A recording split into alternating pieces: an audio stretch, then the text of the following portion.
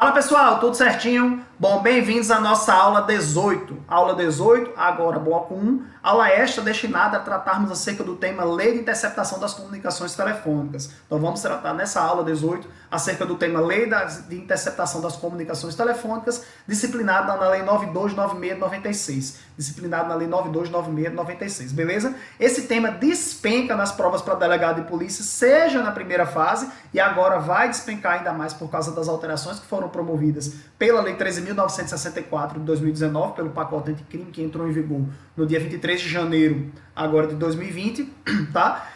E também pela pertinência temática, né? Cai muito para delegado de polícia, tanto na primeira fase, certo? Quanto na segunda fase, na sua peça cautelar, visto que é uma peça possível, né?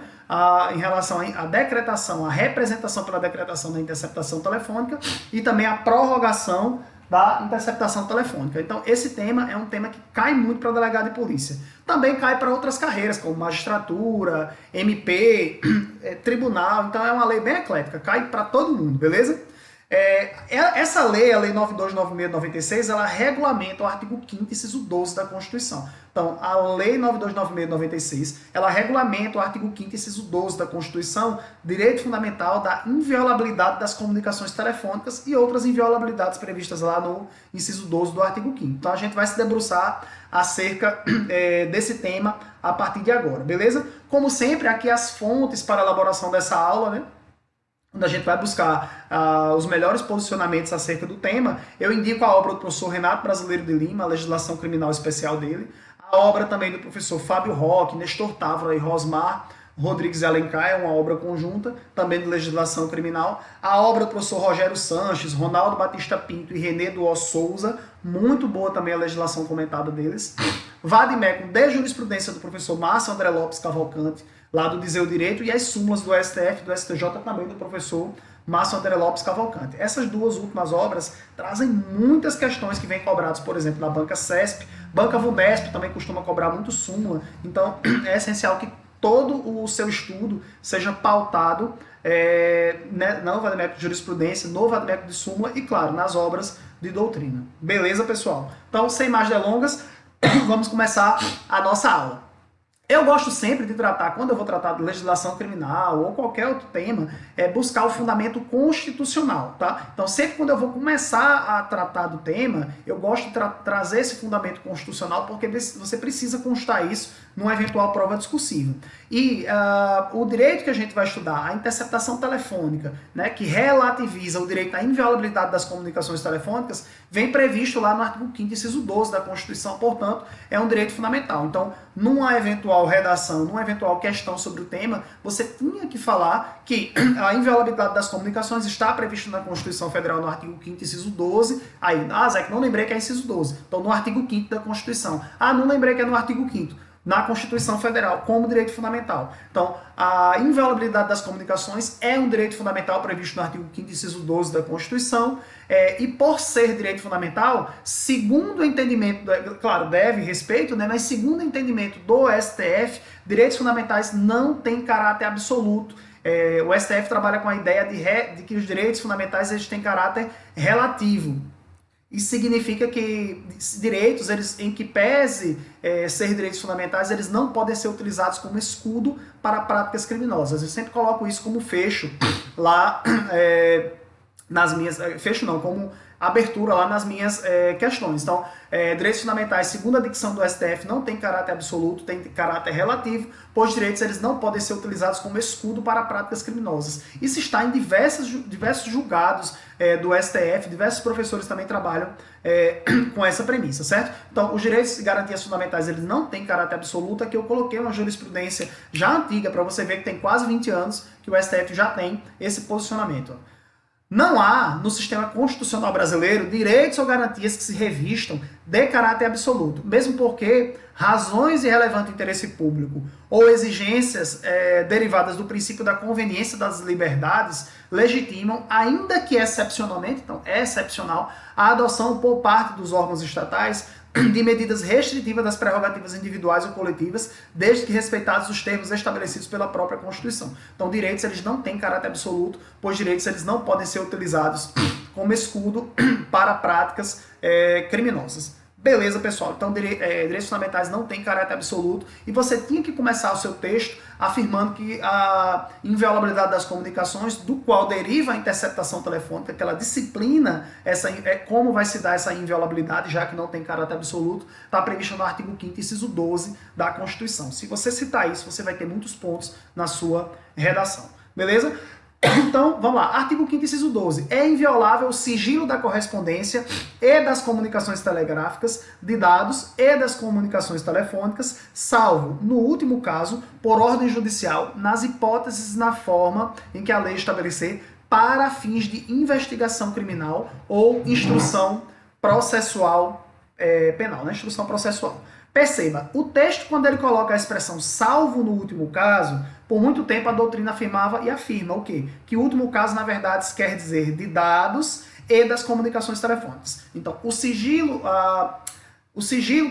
que a Constituição exige no artigo 5º, inciso 12, e que ele é relativizado pela Lei 929696, a Lei 929696 ela vai tratar de dados e das comunicações telefônicas. Então, é tanto as comunicações telefônicas, a gente vai ver já já, quanto o fluxo de dados é protegido pela Lei 929696. Detalhe, pela leitura do texto, dá a entender que só poderia ser relativizado a comunicação de dados, né, o acesso aos dados e as comunicações telefônicas, o que na atual visão do STF é relativizado também. O STF ele também relativiza o sigilo das correspondências, o sigilo epistolar. Se você olhar a jurisprudência do STF, também do STJ, admite, por exemplo, que a direção do presídio faça a abertura daquelas cartas, daquelas correspondências dos presos, tendo em vista que notoriamente há troca de situações criminosas em relação a essas cartas. Então, desde que haja fundamental interesse público, e é possível, assim, a violação da correspondência dos presos. Então, se você olhar direitinho aqui, você relativiza a correspondência, relativiza as comunicações telegráficas, relativiza os dados e também as comunicações telefônicas. Agora, quando o texto fala salvo no último caso, ele se refere a dados e comunicações telefônicas, mas a jurisprudência já relativizou correspondência, comunicação telegráfica, dados e comunicações telefônicas. Beleza, pessoal? Detalhe, o artigo 5º, inciso 12, trata-se de uma norma constitucional de eficácia limitada. Norma constitucional de eficácia limitada. Já tratei disso em outras aulas, já expliquei acerca das normas constitucionais de eficácia limitada, né, que são normas que não são bastantes em si. Elas necessitam de uma lei infraconstitucional que vai disciplinar aquele instituto. Essa classificação é trazida pelo professor José Afonso da Silva, que classifica normas constitucionais de eficácia plena, contida e limitada. A limitada, no direito americano, é tratida como norma non-self-executing, ou norma non-self-executing, ou norma not self-executing, ou executing. Você vai encontrar gente expressando aí de toda forma essa classificação. E o professor José Afonso da Silva classifica em norma constitucional de eficácia plena, contida e limitada. A limitada, ela precisa de um disciplinamento. E já eu acho que na última aula eu falei disso também, vou falar de novo. Toda norma constitucional, seja ela de eficácia plena, contida ou limitada, ela produz efeitos jurídicos. Ela pode não produzir todos os efeitos jurídicos, porque ela precisa do disciplinamento infraconstitucional. Mas ela produz efeitos mínimos, certo? Ela serve de parâmetro de controle de constitucionalidade. Você precisa lembrar disso. Por exemplo, ela serve de parâmetro de controle de constitucionalidade. Ela revoga a legislação anterior, né? Na verdade, ela deixa de recepcionar, né? Ao grosso modo, ela deixa de recepcionar a legislação anterior. Então, se a Constituição é alterada, as normas anteriores que vão de encontro àquela alteração, essas normas também não vão poder ser aplicadas. Beleza? Então, toda norma constitucional ela produz eficácia. Ela pode não produzir toda a eficácia, mas ela produz. Beleza, pessoal? Fica atento nisso, porque eu já vi cair questão de prova, no sentido de que norma constitucional de eficácia limitada não produz efeitos. Produz. Tem efeitos mínimos que a norma produz. A gente vai ver isso em outro momento. Beleza? Tanto é uma norma constitucional de eficácia limitada, o artigo 5º, inciso 12 da Constituição, que o STF ele declarou a inconstitucionalidade das interceptações telefônicas realizadas antes da entrada em vigor da Lei 929696. Interceptações realizadas antes da entrada em vigor da Lei de Interceptação Telefônica, né, Lei 929696, foram declaradas inconstitucionais. Essas interceptações elas eram realizadas com base lá no Código Brasileiro de Telecomunicações, na Lei 4.117, e também outra lei que eu acho que eu coloquei mais na frente, a 9.000 alguma coisinha, que tratava também dessas questões relativas a telecomunicações. Beleza? Mas se apega nisso. Eu só posso ter interceptação telefônica a partir da Lei 9296/96. Beleza? Então, todas as comunicações realizadas antes foram declaradas inconstitucionais pelo STF. Se cair, é isso aqui. Beleza? Se cair nesse ponto, não vai aprofundar não nesse ponto não, tá? Finalidade da Lei de Interceptação Telefônica. Qual é a finalidade da Lei de Interceptação Telefônica? A Lei Complementar 95, né? A Lei Complementar 95, acho que o ano dela é de 98, salvo engano. A Lei Complementar 95, ela é uma lei sobre direito. É uma lei que trata do que as normas, do que o legislador precisa observar quando ele está trazendo uma lei. E essa lei, ela afirma que toda lei, no seu artigo 1º, ela tem que trazer a finalidade da lei. Por isso que não é porque o legislador gosta de Ctrl+C e Ctrl+V, não. É porque é um ditame trazido pela Lei Complementar 95, se eu não me engano, de 98, que afirma que todo artigo 1º ele tem que trazer as finalidades da lei, certo? Então, o artigo 1º da Lei 9296/96, ele afirma que a interceptação de comunicações telefônicas de qualquer natureza para prova em investigação criminal e em instrução processual penal observará o disposto nesta lei e dependerá de ordem do juiz competente sobre segredo de justiça. Primeira premissa: interceptação telefônica está sujeita à cláusula de reserva de jurisdição. Coloque isso, eu vou até grifar aqui para vocês. Eu já falei da importância do grifo em outras aulas, né? Quando eu grifo para vocês é porque, gente, é muito importante.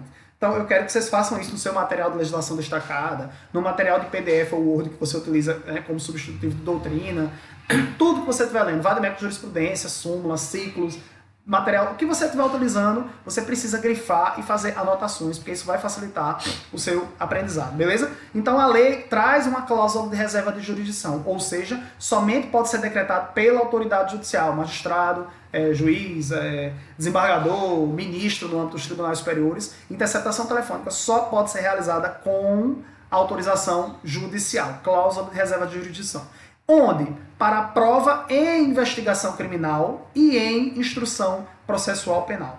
Beleza? Apenas nesses dois aspectos. Lembrar que o dispositivo, o disposto lá na Lei 9296/96, ele também se aplica ao fluxo de comunicações de sistema de informática e telemática. Exemplo, comunicação que é realizada pelo WhatsApp. Ao fluxo da comunicação. Vai e volta, né? Eu mando a mensagem, outra pessoa responde, eu mando, outra pessoa responde. Beleza? Lembrar que se aplica também. Detalhe, se o juiz das garantias retomar, né, que está suspenso lá nas ADIs lá que estão sobre a relatoria do ministro Fux, são 4 ADIs, ele suspendeu a aplicação lá do juiz das garantias, né, a figura lá do 3A, o 3F, está tudo suspenso lá, trazidas pelo pacote anticrime pela Lei 13.964, então isso está suspenso. Caso retorne, caso não seja realmente declarado inconstitucional, vai haver uma mitigação disso aqui, porque o próprio artigo ele fala que é da competência do juiz do processo principal. Então, é o juiz, a ordem competente da ação principal. Então, seria o juiz competente para a ação principal, segundo o artigo 1º. Caso o juiz das garantias realmente passe, retome, o que vai acontecer? Isso aqui vai sair da alçada do juiz competente para a ação principal e passar para a alçada do juiz das garantias, pelo menos na fase de inquérito, beleza? Na primeira fase da persecução penal. Então, vai haver uma derrogação, que é parcial, abrogação é total, né? Revoga-se tudo, derrogação parcial, derrogação aqui tácita, porque não foi expressa, a Lei 13.964 não derrogou, mas eu tenho uma lei mais nova, e essa lei vai alterar os termos aqui do artigo 1º da Lei 9296/96 em relação à primeira fase lá da persecução penal. Olha o que diz o artigo 3b, inciso 11 do CPP. Decidir sobre os requerimentos de interceptação telefônica, do fluxo das comunicações em sistema de informática ou telemática e de outras formas de comunicação. Lembrar que esse artigo está suspenso. Estou falando porque pode ser que volte, né? Pode ser que retome, espero que não, mas pode ser que retome.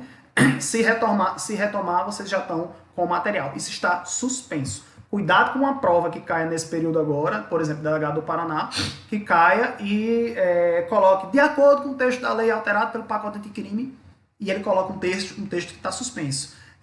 Pode ser cobrado? Eu acho que não deveria, mas entendo que pode, entendeu? Então você precisa ter um pouquinho de cuidado, beleza? Lembrar que a interceptação ela só pode ser decretada para fins criminais. Eu só decreto interceptação telefônica para investigação criminal e para instrução processual penal. Agora, eu só posso decretar com esses fins. É possível decretar interceptação telefônica em processo administrativo ou civil? Não, pessoal. Só se decreta interceptação telefônica para investigação criminal ou instrução processual penal. Beleza? Agora, a interceptação, ela só, em que pese só poder ser decretada, quase não sai, né? Para fins criminais, é possível a utilização como prova emprestada daquilo que foi colhido numa interceptação telefônica com respeito às formalidades legais, às formalidades trazidas pela Constituição, às formalidades trazidas pela Lei 9296 de 96. Então, nada impede que eu utilize como prova emprestada em outro processo. Olha o que diz o STF. A jurisprudência do STF admite o uso de prova emprestada em processo administrativo disciplinar, em especial a utilização de interceptações telefônicas autorizadas judicialmente para investigação criminal, precedentes, o recurso foi negado o provimento. Beleza? Porque na prática a pessoa tentou dizer, não se aplica não, porque eu só admito interceptação telefônica lá na investigação criminal. Então eu estou diante aqui de um processo administrativo, eu não posso utilizar como prova emprestada. O STF fez nananina, não. Pode utilizar sim como prova emprestada. O que eu não posso é decretar originalmente a interceptação telefônica para fins que não criminais. Beleza? Terminologias, né? Terminologias. Cuidado com esse tema. Esse tema aqui pode lhe derrubar na prova. Isso aqui é uma coisinha que cai, certo? Você precisa ter um pouquinho de cuidado. Antes de tudo, antes de tratar de todas as terminologias, ou as mais comuns, por exemplo, deixa eu só falar duas coisas, certo? Uma é antes do próprio slide. Essa aula, que eu sempre falo no começo da aula, mas esqueci de falar. Essa aula ela não se destina a tratar de tudo que existe na doutrina, na jurisprudência sobre o tema.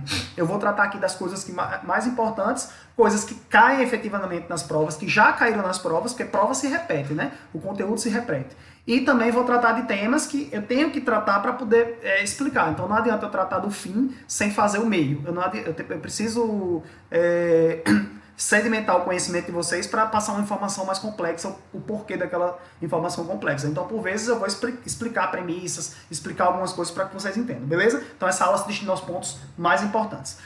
Segundo ponto, o que vai definir se se trata de comunicação telefônica ou não é o fato de ter um telefone ou fluxo de dados na jogada. Então, o que vai me dizer se é uma comunicação telefônica ou não é ter o telefone ou fluxo de comunicação aqui, WhatsApp, direct no Instagram e tal. É possível aplicar a Lei 9296 de 96. É isso que eu preciso ficar ligado. Então, quando tiver telefone, é comunicação telefônica. Quando não tiver telefone, não é comunicação telefônica. Cuidado apenas para quando o indivíduo ele utiliza o celular na função de gravador. Não tem nada a ver com interceptação telefônica. Ele podia estar com aquele aparelhinho de gravador mesmo, né? Porque hoje em dia quase ninguém usa, né? Mas que jornalista usa. Ele podia gravar com aquilo, mas ele opta por gravar por telefone pela praticidade. Aí não tem nada a ver com interceptação telefônica, tal. Eu estou utilizando apenas como gravador, certo? Então tem que ter comunicação telefônica ou fluxo de dados, que também vai estar previsto lá na Lei 9296 de 96. Tranquilo? Então vamos lá. Comunicação telefônica, comunicações telefônicas. Abrange não apenas a conversa por telefone, mas também a transmissão, emissão e recepção de símbolos, caracteres, né? Caracteres, sinais, escritos, imagens, sons, informações de qualquer natureza por meio da telefonia, estática ou móvel, né? Aqui a gente tem o celular.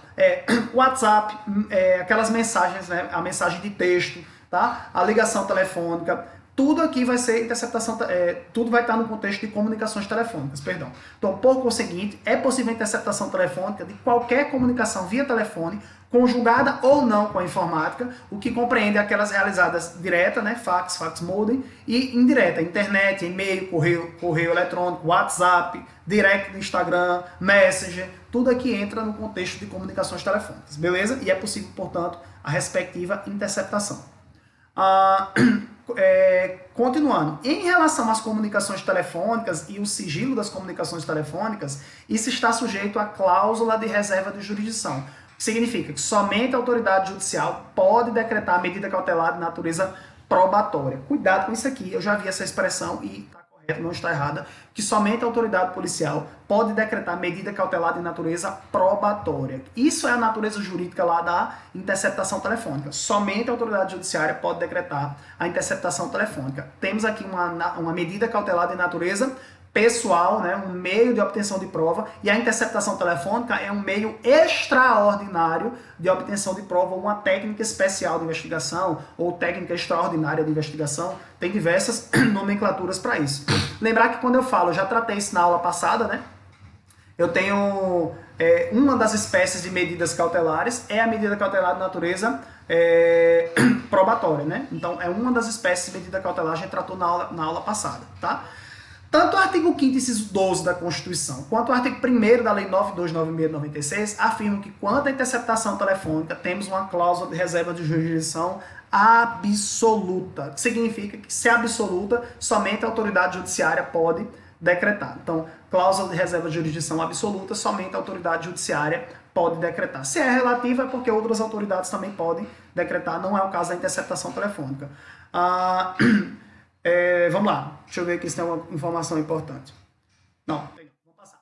Comunicação ambiental. Então, saímos do primeiro conceito lá de comunicações telefônicas e agora a gente vai tratar de comunicação ambiental. Comunicação ambiental, foi o que eu falei. Se tem telefone na jogada, é comunicação telefônica. Se não tem o telefone na jogada, não é uma comunicação telefônica. Então, comunicação ambiental é aquela realizada diretamente no meio ambiente, sem a transmissão e recepção de meios físicos, artificiais, como fios elétricos, cabos ópticos, etc. Logo, trata-se de uma conversa mantida entre duas ou mais pessoas, sem a utilização do telefone em qualquer recinto, público ou privado. Então, duas pessoas estão conversando numa praça, num escritório, em casa, estão conversando no shopping. Pronto, isso é comunicação ambiental. Eu não tenho telefone na parada, beleza?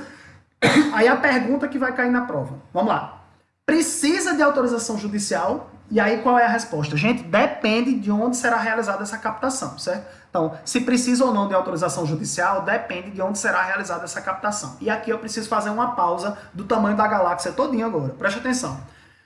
Temos um problema aqui trazido pelo pacote anticrime, a Lei 13.964, certo? E a gente vai precisar aguardar um pouquinho para ver como é que a doutrina vai se posicionar e como é que a jurisprudência vai se comportar no caso concreto. Vou explicar, deixa eu ver se eu já... Eu vou tratar primeiro como era a forma clássica, certo? E aí depois eu vou trazer a alteração trazida pelo pacote anticrime, pela Lei 13.964, beleza? Antes do pacote, a gente tinha o seguinte, ó, não era disciplinado pela Lei 929696. A captação ambiental, né, a captação da comunicação ambiental, ela não era disciplinada, pelo menos expressamente, pela Lei 929696. Parcela da doutrina fundamentava na Lei 947297, e outra parte fundamentava na Lei 929696 por analogia. Então, parcela da doutrina fundamentava na Lei 947297, outra parte da doutrina fundamentava na Lei 929696, mas por analogia, porque o Instituto ele não era disciplinado na Lei 929696. Não era, agora é, certo? A Lei 12.850, Lei Anti-Organização Criminosa, Lei das Organizações Criminosas, no artigo 3º, inciso 2, previa a captação ambiental, tá equivocada aqui a lei, né? Não é, eu botei aqui no artigo 3º, inciso 2 da Lei 12.850, né? 12.850 de 2013. Previa a captação ambiental, mas não explicava, ou seja, não disciplinava o Instituto. A gente tinha aqui o que a doutrina chama de uma prova nominada, mas não uma prova típica. Quem muito fala disso é o professor Renato Brasileiro de Lima. E ele explica que uma prova nominada é aquela que tem previsão legal, mas ela não é típica, porque ela não é disciplinada. Então, nominada é estar com o nome lá, captação ambiental. Típica, ela é minudenciada pelo texto da lei, diferentemente do que é, por exemplo, o Instituto do Acordo de Colaboração Premiada. A 12.850 cita lá no artigo 3º também a possibilidade dessa técnica especial de investigação, desse negócio jurídico processual personalíssimo do Acordo de Colaboração Premiada, mas não... mas em relação ao Acordo de Colaboração Premiada, há todo um disciplinamento. Quando há um disciplinamento é porque essa medida é típica, beleza? Então, nominada só a previsão. O que é que a doutrina afirma? O artigo 3º, inciso 2, ele prevê o Instituto, beleza, é uma prova nominada, mas não é típica porque não é disciplinada. O que é que diz lá o artigo 3º? Em qualquer fase da persecução penal, serão permitidos, sem prejuízo de outros previstos em lei, os seguintes meios de obtenção de prova. E aí cita, captação ambiental de sinais eletromagnéticos, ópticos e acústicos, mas não disciplinava o Instituto. Tranquilo até aqui? Beleza. E qual era o entendimento da doutrina e dos tribunais superiores se necessitava ou não de autorização judicial para realizar a captação ambiental? Lembrar que a gente está tratando agora acerca de se precisa ou não de autorização judicial para captação da comunicação ambiental, tá? Qual era o entendimento da doutrina majoritária e da jurisprudência se necessitava ou não de autorização judicial, né? Se era uma cláusula de reserva de jurisdição em relação à captação ambiental antes da alteração trazida pelo pacote anticrime. Já estou deixando claro, é antes. Qual era o entendimento? Era o entendimento de que captação de conversa alheia mantida em local público não precisava de autorização judicial. Então, João e Pedro conversando numa praça, aqui em João Pessoa tem uma Praça da Paz, lá no Bancários. Os dois estavam conversando lá na Praça da Paz, no Bancários, acerca da prática delituosa, e a autoridade policial, né, e seus agentes estavam captando aquela conversa, sabiam que já estavam investigando aquele criminoso, e com aqueles aparelhozinhos lá faziam a captação daquela conversa. Essa prova necessitava para que fosse realizada nesse meio de obtenção de prova. Não é prova não, é meio de obtenção de prova. Necessitava de autorização judicial? A doutrina e a jurisprudência entendiam que não necessitava de autorização judicial em relação àquela conversa mantida em local público, porque não havia reserva de sigilo. Beleza? Segunda possibilidade, captação de conversa alheia, mantida em local público, porém em caráter sigiloso, expressamente admitido pelos interlocutores. Nesse caso, a doutrina e a jurisprudência entendiam que não poderia ser captada. Aqui você imagina dois exemplos trazidos pela doutrina. Eu não concordo muito não, mas dois exemplos. Conversa mantida em local público, lá num shopping, numa praça, com um advogado, acerca da causa. Segunda possibilidade, conversa mantida com um religioso, com membro de confissão religiosa, né, com um pastor, com um padre, uma confissão acerca da prática delituosa. Então aqui há uma reserva de sigilo, portanto não poderia ser captada. Beleza? Terceira possibilidade, captação de conversa alheia mantida em local privado. Captação de conversa, né, de comunicação ambiental mantida em local privado precisa de autorização judicial não pela conversa em si, mas pela questão da inviolabilidade domiciliar trazida lá pelo artigo 5º, inciso 11 da Constituição. O artigo 5º, inciso 11 trata da inviolabilidade domiciliar. Então, é um direito fundamental previsto no artigo 5º, inciso 11, que também pode ser relativizado, né? A gente tem institutos que disciplinam essa relativização da inviolabilidade domiciliar, lembrando que direitos fundamentais não têm caráter absoluto, que direitos não podem ser utilizados como escudo para práticas criminosas, né? Parafraseando aqui o professor delegado Lúcio Valente. O artigo 5º, inciso 11 trata da inviolabilidade domiciliar, inclusive está digitado errado aqui, né? Domiciliar, não, domiciliar.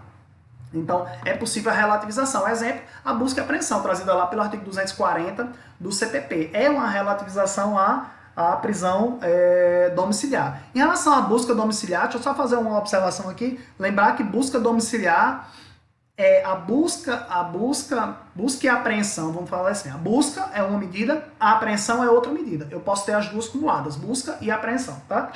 A busca e a apreensão, ela em regra, precisa de autorização judicial, né? Precisa de autorização judicial. Mas vamos trazer duas espécies. Eu tenho a busca e a apreensão realizadas em qualquer local e eu tenho a busca e a apreensão realizada em domicílio. A busca e a apreensão realizada, por exemplo, numa repartição pública, que não é realizada numa gaveta específica, por exemplo, do delegado, do promotor, ela não é sujeita à cláusula de reserva de jurisdição absoluta. É relativa, porque CPI pode determinar a busca e apreensão de documentos em uma repartição pública, em um local público também. A CPI ela pode determinar.